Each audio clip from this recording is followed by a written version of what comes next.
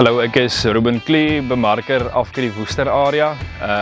Ons is heiliglik hierso in die Lisseseer agter Kliphoogte.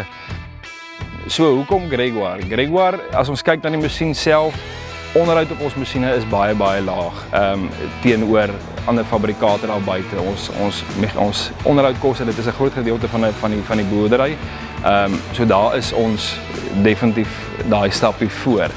Boonbehalwe vir die kwaliteit masjien wat jy kry of die kwaliteit ry wat jy kan afhaal met die masjien, dink ek natuurlik is jou diensnetwerk. Diensnetwerk wat ons het in 'n baie druk tyd en 'n baie besige tyd is baie belangrik vir die landbou, vir die boerdery, vir die boer homself. So net uit goedkoop uit die onderhoud uit en dan natuurlik die diensnetwerk wat ons het en die bystand wat ons kan bied vir die kliënt self.